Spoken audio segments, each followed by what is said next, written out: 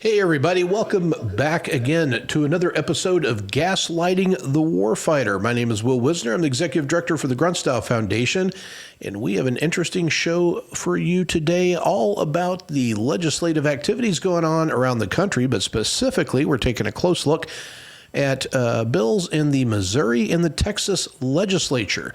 We're going to be talking with Matthew Jadwin, who is the owner and operator of the Green Dragon CBD. It's a brick and mortar e-commerce and a national distribution line of CBD and hemp products. And Mr. Jadwin's going to be telling us all about how the current legislative activity in Missouri is impacting his business and his livelihood. Also from Missouri, we're going to be joined by Eapen Thampy remotely. Eapen is a lobbyist with great state strategies. He's got 15 years in the cannabis and hemp arena, championing these types of issues, and he's also a longtime friend of the Grunt Foundation. Then a little later in the episode, we're going to be bringing in our friends Mitch Fuller and John Jowers. So Mitch is the chairman of the National Legislative Committee for the Veterans of Foreign Wars, and he's also a member of the board of directors of the Grunt Foundation.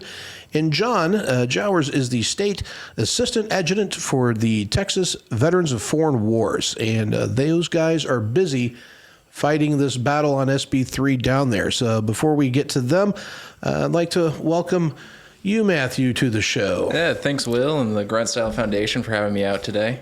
And be able to share a little bit about my story and everything we're doing here in Missouri as well. Yeah, so it seems like this issue of hemp and battles against hemp and the hemp industry is going like wildfire all across the country. And we're here in Missouri where this has been consuming a lot of our attention for some time now. Can you tell me a little bit about what this issue is and how it impacts you directly as someone, that this is your livelihood?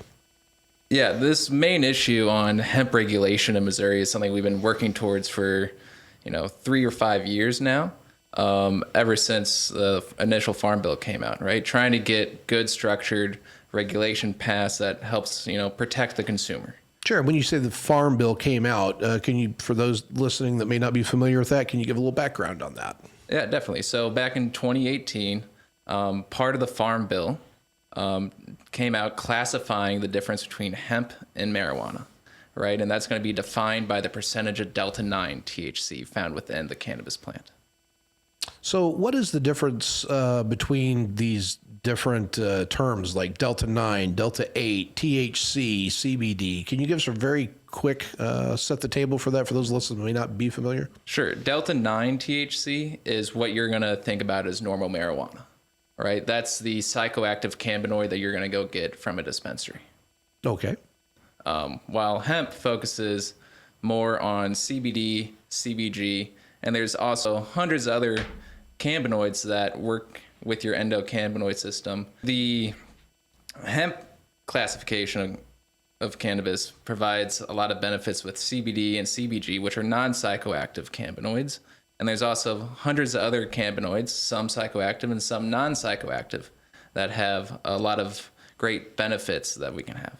I see. So what exactly is the nature of the problem with these products that has the Missouri legislature all on fire to regulate, stamp them out? I've heard this phrase different ways. What's your take on it, and why are they doing what they're doing? Yeah, so over the last many years, the hemp industry, we've done a great job of sort of self-regulation, right? Creating an industry standard of not selling to anyone under 21, or providing lab tests and QR codes on products willingly without anyone telling us that we have to, right? Because we want to do what's best for the consumer, because once you get into the industry and you start talking to everyone has such a deep passion for the product and is here to help people. Right? That's what got everyone into it. While the dispensaries don't love what we're selling, right? Because it's a very similar product and it's taking away sales from them. So there's two sides to it, really. So the issue then, if I understand you correctly, is that the dispensaries do not like the fact that these hemp-based products are being sold outside of the dispensaries. Correct. Is that correct? Okay. So this is... this bill effectively would be what? That's here in SB 54 in Missouri. Yeah, so Senate Bill 54 effectively gets rid of all hemp retailers. So all the mom and pop stores like mine or the thousand others just alone here in Missouri would essentially have to close their doors, right? And so it would affect tens of thousands of jobs in Missouri. And a lot of consumers prefer our product over a dispensary because there's different benefits to it, right? There's not a lot of anxiety or paranoia that you get with our products that you typically get with things like Delta 9 THC. So a lot of people rely on us to have a lower cost and a slightly different product. And so in the last 5.5 years, we've been able to serve over 65,000 different people here in the state of Missouri alone, right? Helping them with things like anxiety, depression, PTSD, right? Eating disorders, just a whole wide range of benefits. Yeah, I totally get it. I'm a toxic exposure guy, veteran, and I have an autoimmune condition where my joints go crazy and attack me, and it can be quite devastating. Sometimes, I'm down to the point I'm in a wheelchair or I'm bedbound, and about the only thing I have that gives me kind of relief is these full spectrum CBD oil, and I certainly don't purchase mine from a dispensary. So, for somebody like me, that's kind of concerning because I don't really want to go to dispensaries. Is that kind of where the rub is coming in here? Yeah, correct. So, right, with Senate Bill 54, it forces all the products to go into a dispensary if they choose to sell them in there. If they choose to sell them in there. Correct. They don't have to. So they don't have to. So they're not outlawing CBD. They're saying your company, if this bill were to go through, your company could still produce CBD. Is that correct? But you just couldn't sell it at any place other than a dispensary, and the dispensary would then also have to elect to carry your product? Yeah, so I'm not on any manufacturing or production side of things. Mm-hmm. So one of our main goals when we started this business was to create a safe marketplace for consumers to go get trusted brands and products at that low price. So we don't carry any of our own product at this time. I see. Well, let's bring into the conversation now my good friend Eapen Thampy. Mr. Thampy, thanks for being on the show today and welcome. It's always great to be on air with you, Will. So yeah, Will, we've got really an interesting conflict that's not just in Missouri, but it's in Texas. It's in many other states around the nation. In 2018, when President Trump signed the federal farm bill and removed what we define as hemp from federal scheduling, he really unleashed a wave of entrepreneurship around the United States. A lot of entrepreneurs like Matt here, distributing, producing, manufacturing, retailing hemp, CBD, and other cannabinoid products. And over the last 6-7 years, the marijuana industry has taken offense, and the marijuana industry feels that they should own anything that is cannabis related, especially the THC and THC derivative products that we might be classified as hemp. And so they're pushing legislation to create a monopoly in the cannabis space where only licensed marijuana businesses can sell and manufacture these products. So that really creates a bunch of problems, especially for veteran constituents like that you have with the Grunt Foundation. Many folks want a fairly priced product that's made in a competitive market. They want to use a federally legal product.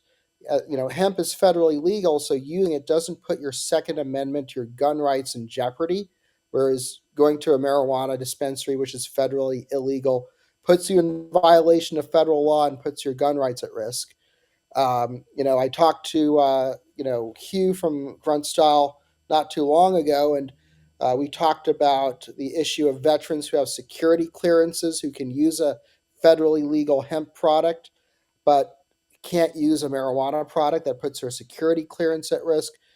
And just on the basis of consumer access and consumer safety and the well-being and mental health issues that you focus on, there are millions and millions of Americans every day who use a full spectrum CBD product, who use a low dose hemp derived THC product, and it's really unjust and unfair for governments to come in and say, well, only this class of businesses that has this licensing monopoly can manufacture or sell these products. So we're hoping to continue seeing success here in Missouri and in Texas and in other states where lawmakers are waking up to the fact that the free market, appropriately regulated, serves these needs, whereas the federally illegal marijuana market has a lot of problems and a lot of consumer access and price issues.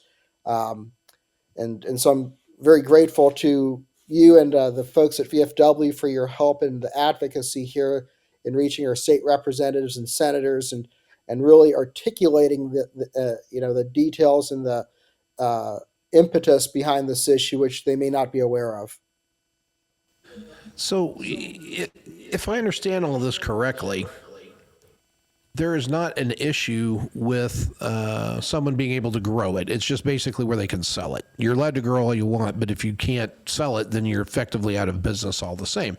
This seems like a straight monopoly play. How did this develop? And we're going to talk to our friends down in Texas here in a minute. This is not just restricted Missouri. This seems almost coordinated. Like there's an actual movement here going on against this. Is this an attack on the hemp industry? Is this just a monopoly play? Like, break it down for me. What actually is going on when you strip away all the veneer? Yeah, I mean, this is a competition over market share and money, right? Give you an example. In Missouri, marijuana industry accounts for about $1.2 billion in revenue. They have no problems making money or attracting consumers. The hemp industry probably is about somewhere between 400 and 600 billion dollars in Missouri, so about half of that.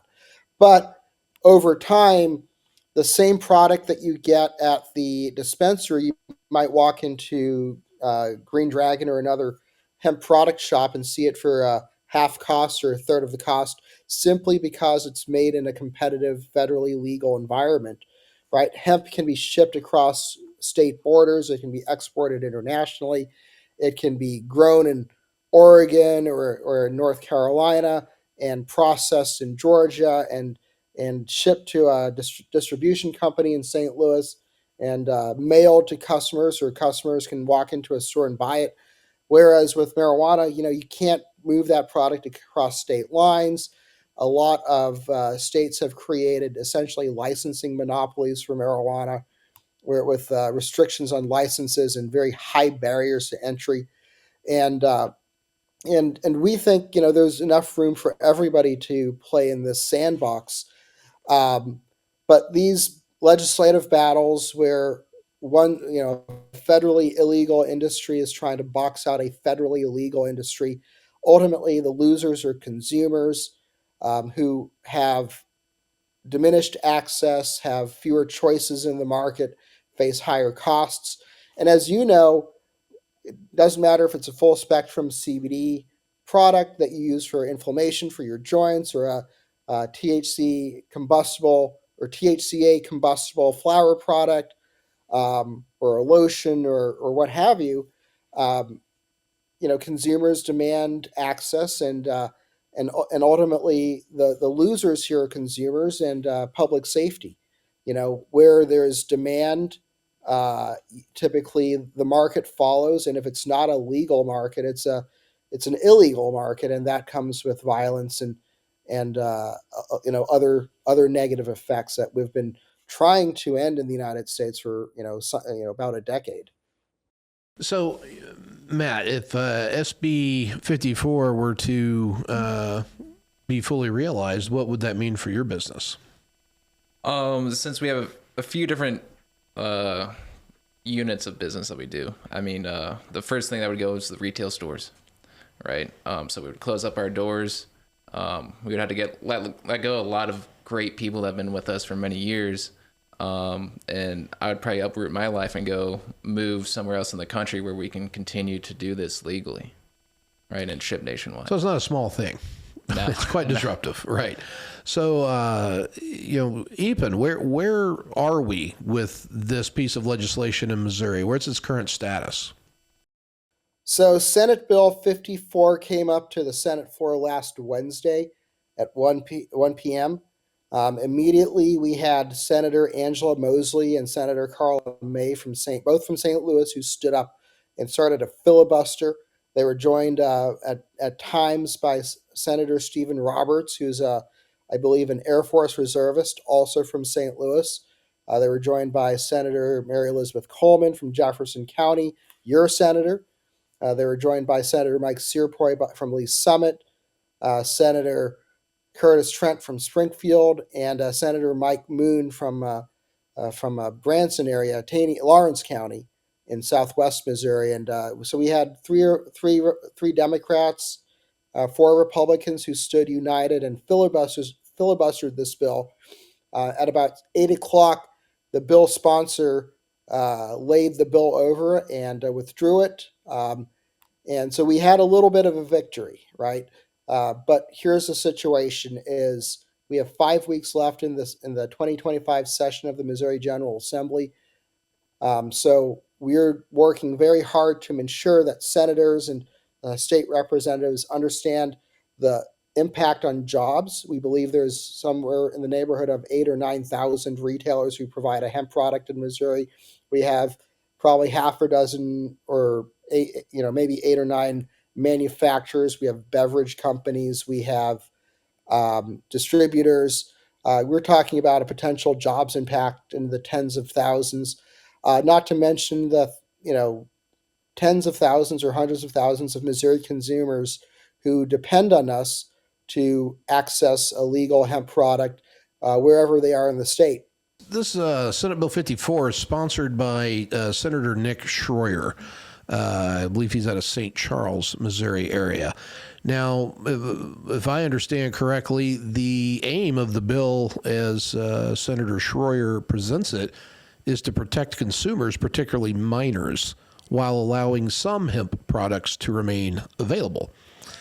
What is his rationale here? What is he trying to protect people from? Like, what is his point of view, so that we can give that a fair representation of what the other side is saying, and maybe that'll help identify any areas where there's maybe something reasonable there to consider, or maybe when we start trying to figure out who's paying who here in the old political game. So how do you see it?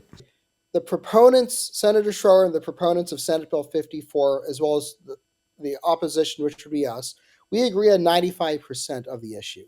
We agree these products should be age gated. No one under 21 should be able to walk into a retail establishment and purchase. We agree on packaging and labeling restrictions so consumers know what they're getting. We agree that packaging should not be attractive to children. We agree on lab testing so that consumers know what's in the product and know that there's no contaminants or adulterants in the product. And we agree on taxation. If the state wants to tax these, and we actually proposed some of the taxation on hemp products, support the Missouri Veterans Commission.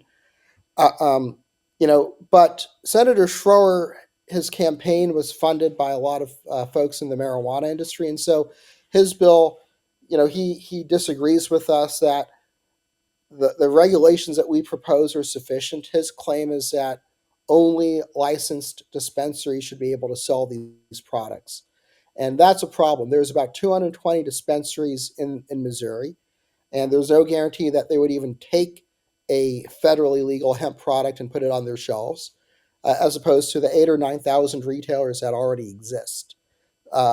So that's the nut of the issue, is that this is about market share and cash. The marijuana industry wants to control the entire possibly $2 billion market opportunity for cannabis in Missouri, and they don't want competition.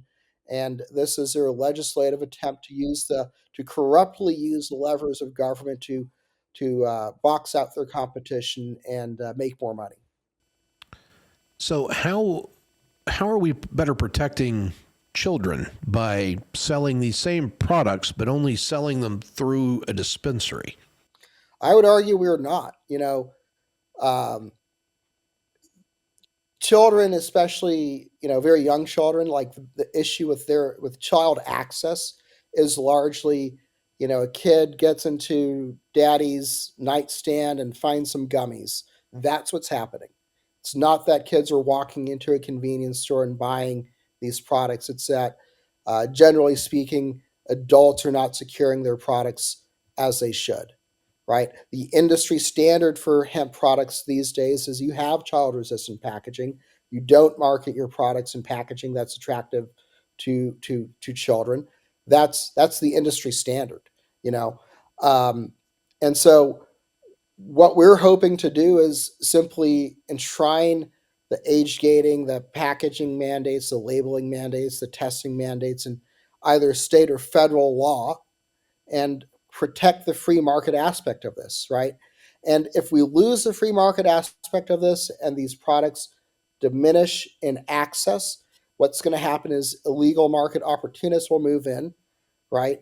We'll go back to the days of 5 or 6 years ago when, you're shipping marijuana out of California and Joe down the block is getting 10 pounds and whatever other products and selling it out the back door, right? And in that environment, that attracts violence and that attracts other consumer safety issues. You don't know what you're getting from a illegal market producer because they don't have to, or they don't have the infrastructure to do the packaging and testing that a legal market, those consumers demand those things, right? So if we see hemp products leave the marketplace, you will see an increase in black market violence. You will see an increase in uh, children being exposed. The dealers on the street corner or wherever, they don't care to check an ID. The folks with legitimate retail operations, that's all they do. If you walk into any hemp shop in Missouri these days, they check your ID before they allow you to purchase a product. I see. So, what the current status sounds like it was defeated by filibuster, is what I hear you saying. Is there a chance this thing could pop back up in this legislative session? 100%. The marijuana industry has spent hundreds of thousands of dollars in political contributions. Everybody knows that they don't have a good argument, but when you have that kind of money, you're able to do things like get time on the Missouri Senate floor. You're able to uh, twist arms in the Senate and get people to sit down on a filibuster instead of standing up. And so we're remaining vigilant over the next 5 weeks to the end of session on May 17 to ensure that this bill doesn't come up. And I want to also highlight our governor, Mike Keogh, has publicly stood up for us. And he understands the issue. He understands this is about market monopolies versus free market. And so he has stood up partly, and I actually will. I want to highlight, our last governor tried to illegally crack down on the hemp market. And one of the results of that was on 9/11 last year, the state came into a VFW half an hour after the flag ceremony to raid that VFW for hemp products. And a VFW post is not a place where you find kids, right? So they raided a VFW post on 9/11 over hemp products. Completely ridiculous in my view, but you just think about, the basic freedom that veterans and the VFW represents. The wealthy elites in the marijuana industry are literally coming after your freedom to choose products that create health and wellness for you and address a number of conditions for a lot of people. Speaking of the VFW, I think that's a great segue to bring our friends down in Texas up, Mr. John Jowers and Mitch Fuller. Gentlemen, welcome to the show here. I think you guys are still in the middle of a big battle, quite like that, aren't you? We'll start with you, Mitch, if you want to kind of paint the landscape of what's going on down in Texas with Senate Bill 3. Well, thanks, Will. It's great to be on with you, and I'm proud to represent the VFW and the Grunt Foundation on this. I'm actually at the state capitol in Austin. We're right in the middle of our legislative session. So Senate Bill 3, and the fact that it's got the number 3 on it it's a priority of the lieutenant governor. So the number 3 was reserved for a total ban of all hemp-derived consumables, a THC ban, period, except for our very limited and expensive medical marijuana program. So the Senate has passed Senate Bill 3. pretty overwhelmingly. All 21 Republicans in the Texas Senate and 5 Democrats supported it. So it was a 26-5 vote. Last Monday, April 7th, there was an 18-and-a-half-hour hearing of the House State Affairs Committee on this bill. And I'm not kidding, 18 and a half hours of public testimony, overwhelmingly against SB3. And obviously the VFW, this is our top priority in Texas, is to kill Senate Bill 3. So the House State Affairs heard the bill, and it's still pending in the House committee. We're reasonably confident, Will, that we're going to get what's called a committee substitute, an amended version of Senate Bill 3 on the House side that will focus on regulation. And so that's the point, to Eapen's point, with Missouri. Here in Texas, it's the same thing. The good actors in the industry that self-regulate, that have the QR codes, want regulation. So age gating, packaging that's not targeted for children. So we feel good about our chances in the House, and that's what we assumed all along, was we're going to win. If we're going to win this fight, it's going to be in the House of Representatives. And like Missouri, we've got about 6 weeks left in our session. So the Texas legislature meets odd numbered years for 140 days. So there's about 48, 49 days left, 6 or 7 weeks left in our session. Yeah, interesting the way you guys run things down there. I like it. You're only on every other year. That's some say that's good, some say that's bad. Well, it's right. Depends on where you land on the issue and if it's for you or against you that year, right? So the status here, so this thing's already passed through on the Senate. It looks like you got a good shot at blowing this thing up in the House, or at least holding it off. What do you think the likelihood of that happening is? I would say probably we've got about a 65% chance. So it's a 2/3, kind of 2/3 and 1/3.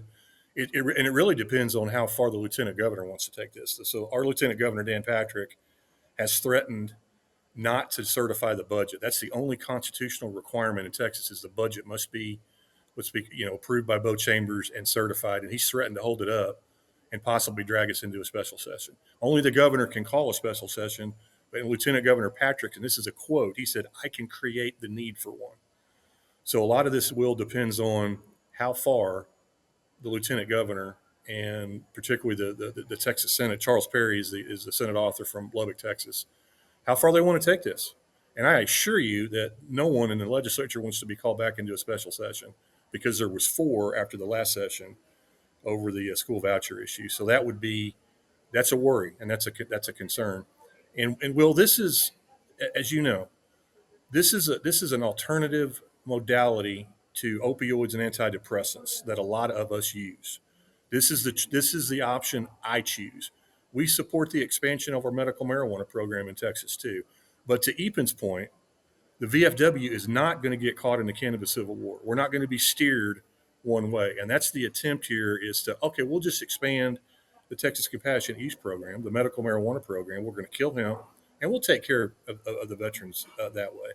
So similar to what's going on all over the country, here in Texas is, the medical marijuana people are whining. Hemp is undermining, and that was a word used in a Senate committee report in the interim between sessions, that hemp is undermining the Texas Compassionate Use program. That is absolutely not our view. We want every option in the toolbox to be available. We just had a veteran commit suicide in San Antonio at the VA facility in San Antonio, the Audie Murphy VA facility, on April 7th. He walked up and shot himself right there on the property because of the pills that were basically forced upon him. He wanted therapy, but the psychiatrist said, "Here, take these pills." So this is a serious issue about our physical and mental health, that we should have the right to take care of ourselves and choose the option that best works for the individual. This is something that, I hear stories just like the one you told about the gentleman that took his life there at the Audie Murphy VA in San Antonio. That's all too common. Yeah. And, the status quo that we have from the VA are these psychotropic pills, these antidepressants, benzodiazepines, these SSRIs. We know these things have an increase in suicidal ideation. And I think the public momentum, or at least the awareness, is finally there that there are other ways to come at these issues. These hemp derived products, foremost amongst them. Now, from your position as the chairman of the National Legislative Committee for the VFW, Mitch, I'm seeing these things popping up all over the country. I know Tennessee just had a big weird boondoggle this past week where, some of this stuff kind of took them by surprise. We're seeing it in Alabama, so down in the Southwest. I mean, this thing's everywhere. Is the VFW engaging in all of these issues in these other states, or is it Texas kind of the big battleground?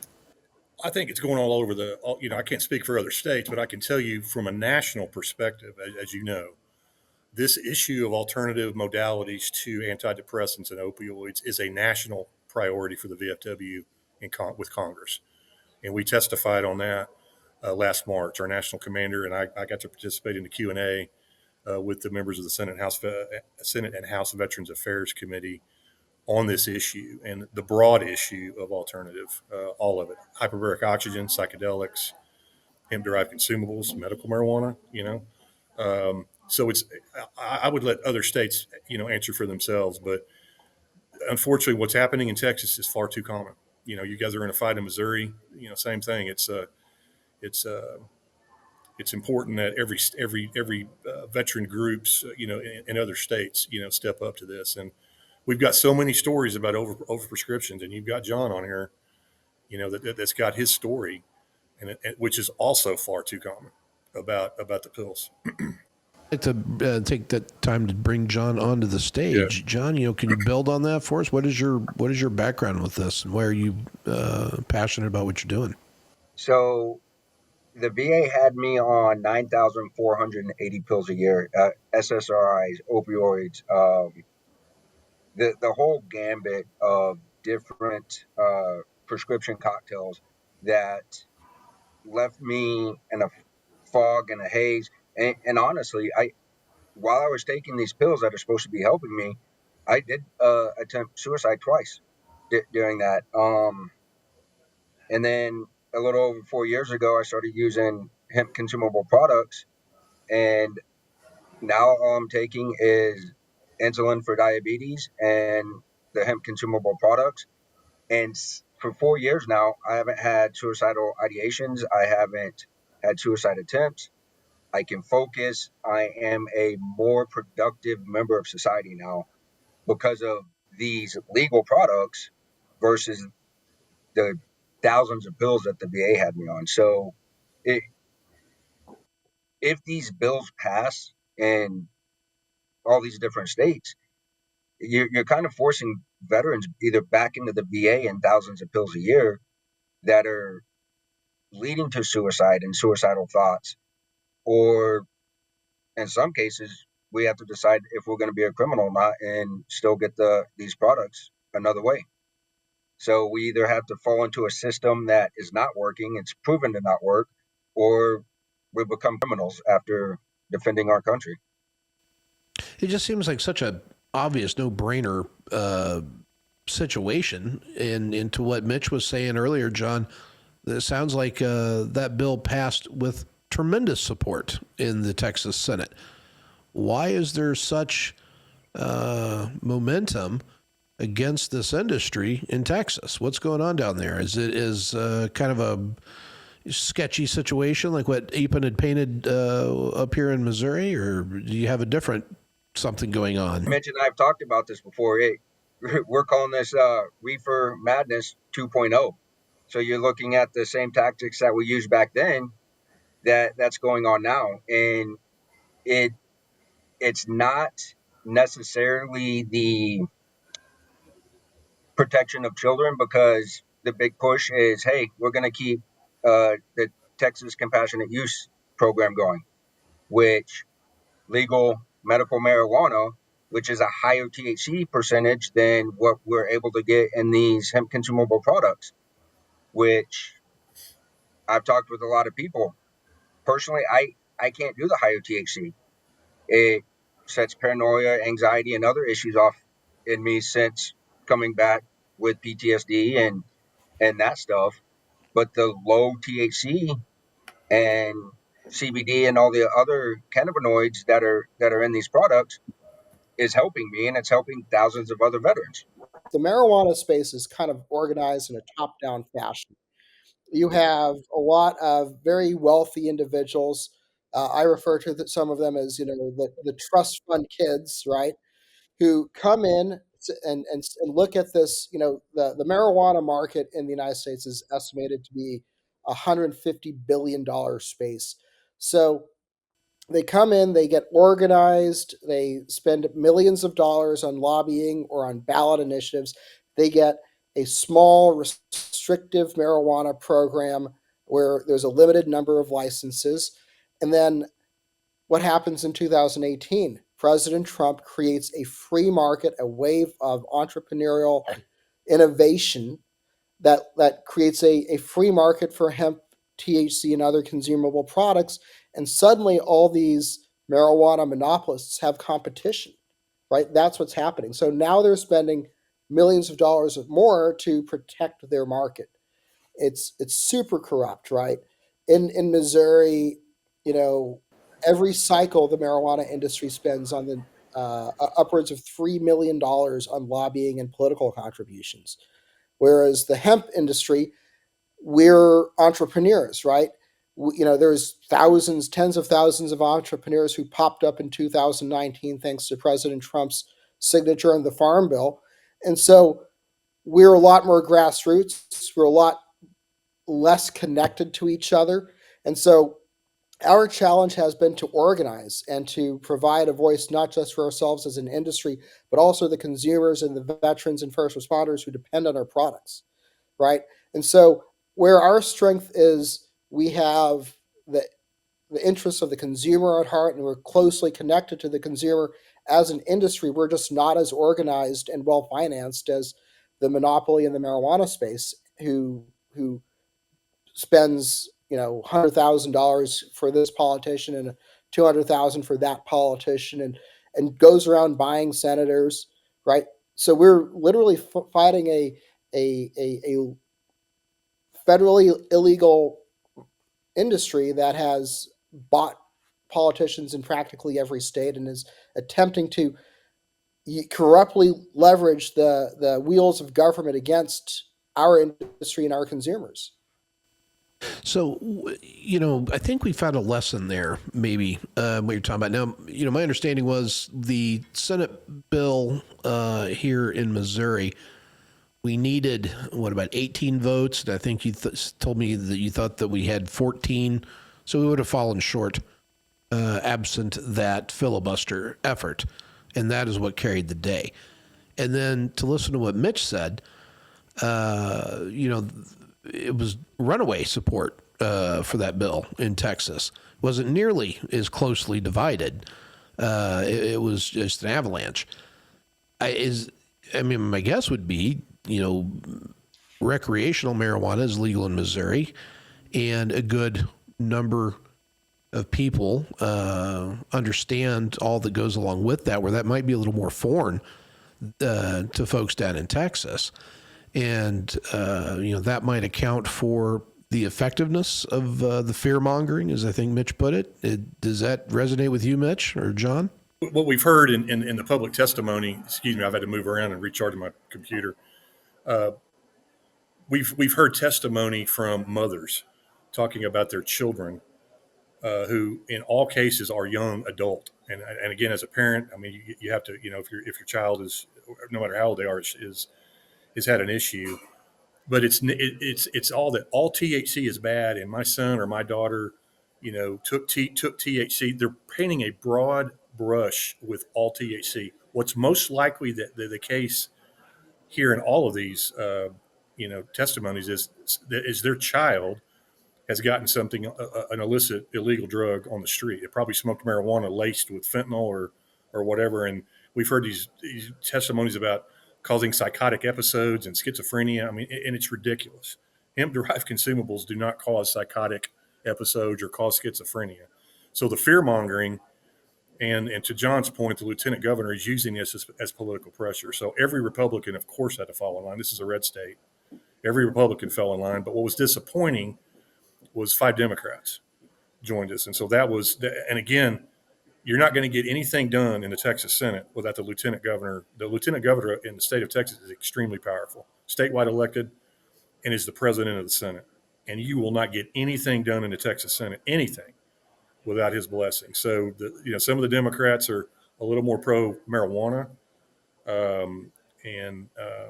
but even some of them probably that voted for SB3 probably did so out of self interest on other issues that they want to get taken care of. Which is crazy to me, because I know also in Texas, you guys right now are ground zero on the battleground for ibogaine, which seems to have garnered a lot of support in Texas. It does, and what helps us there, and it is very interesting. It's like, really, you're going to get rid of hemp, but your momentum on psychedelics, which of course we support too. So I testified in support of House Bill 3717 here, and that's the ibogaine bill. We have a very staunch advocate for psychedelics in Texas, and that's our former governor, Rick Perry, who was also Secretary of Energy in the Trump administration. So Governor Perry is big on this, and so he's worked with the Luttrell brothers, Marcus and Morgan, other parts of the special operations community. It's very interesting to see this happening simultaneously. Pro psychedelic legislation, anti-hemp legislation. It's bizarre.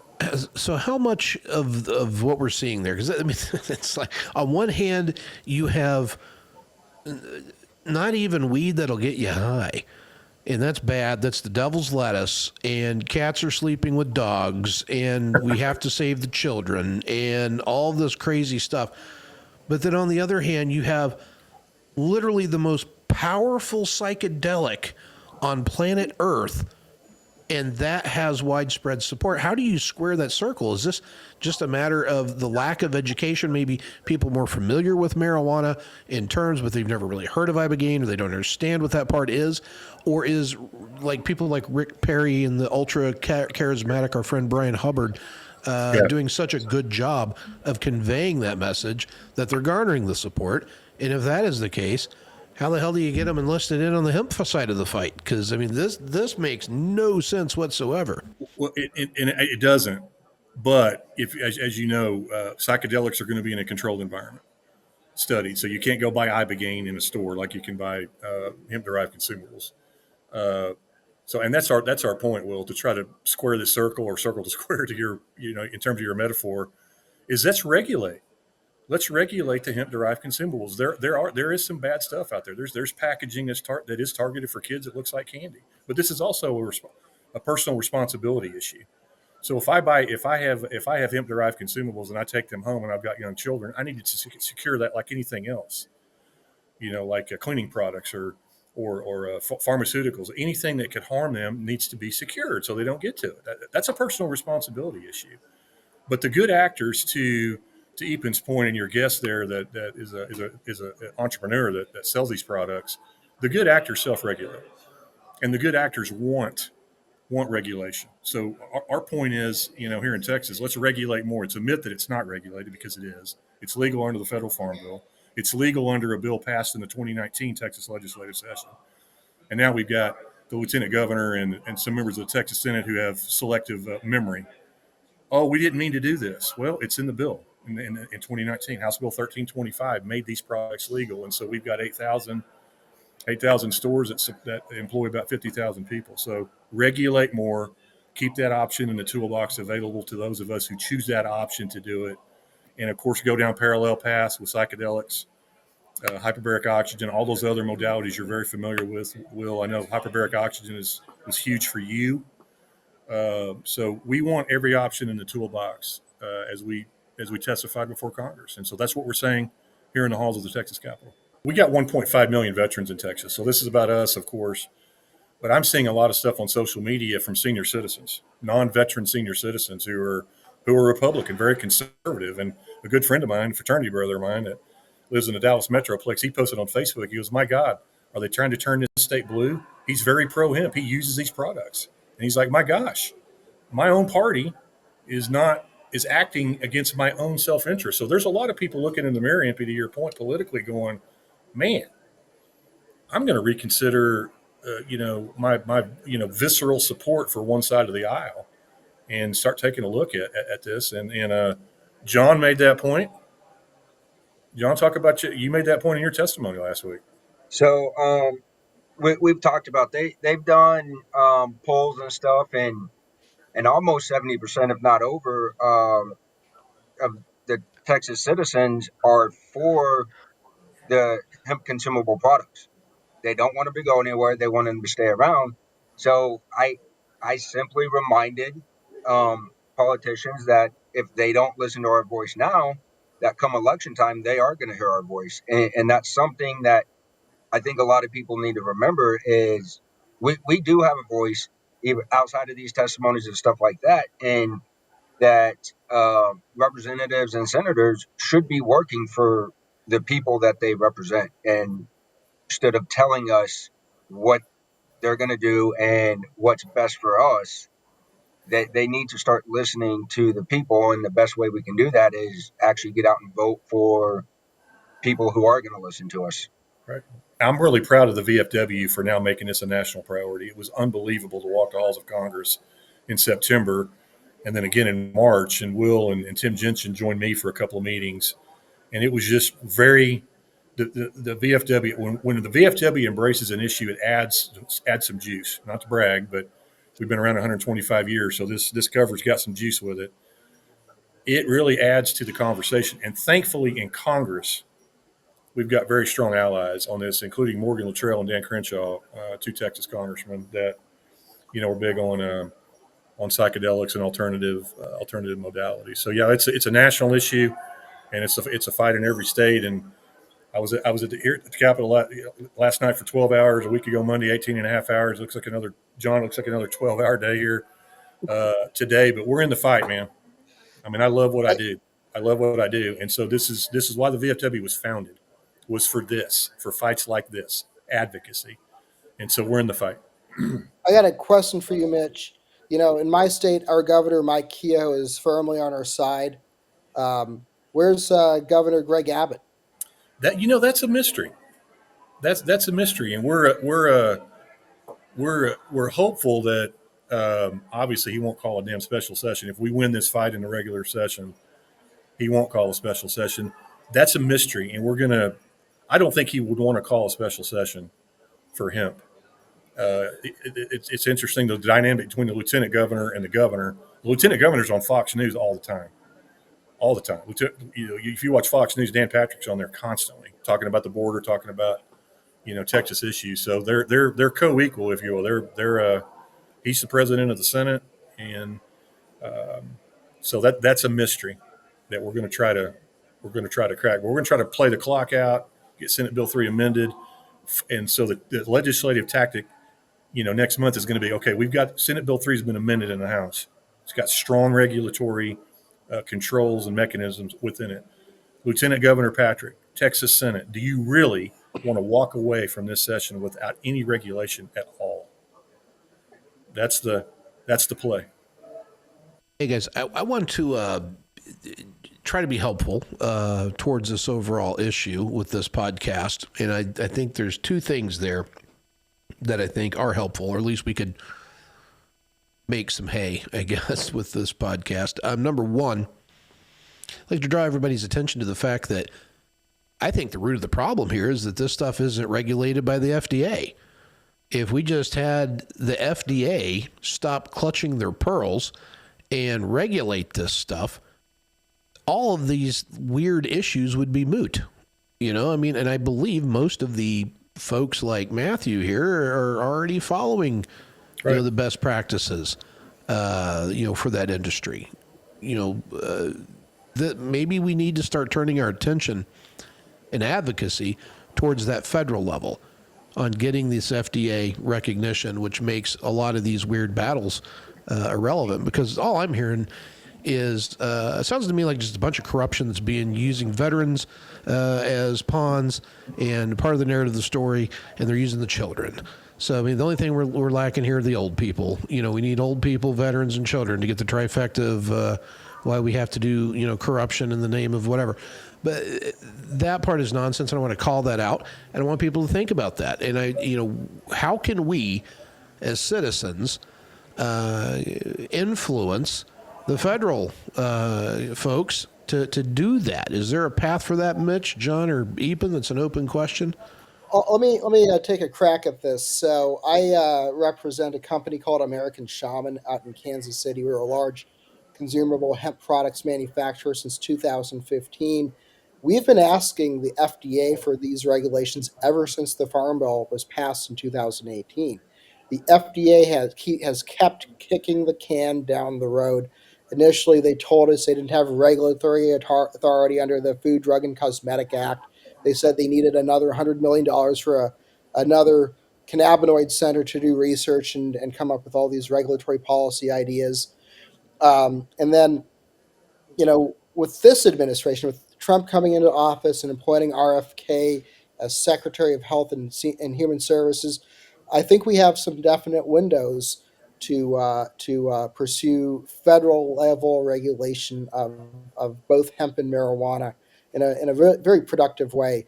And I'll highlight last Tuesday or Wednesday, Jonathan Miller, who's the general counsel of the U.S. Hemp Roundtable, he was testifying in a hearing in the House in front of the House Committee on Accountability and Governmental Oversight. The chairman there is James Comer from Kentucky, who used to be the Secretary of Agriculture in Kentucky, which is one of the most significant hemp states in the Union. And this question of the FDA failure to regulate was explicitly a topic of conversation, right? And I think, if I recall correctly, Chairman Comer said that FDA already has the authority and to do these kind of regulatory mandates, and hopefully we see a little bit more pressure from Congress to get the FDA to move in that direction. And I think we have a friendly administration, so hopefully those goals get achieved. But we have to engage our U.S. senators. I know Senator Corrin from your state down in Texas is facing a tough reelection battle with There is. the, Yep. with the lieutenant governor.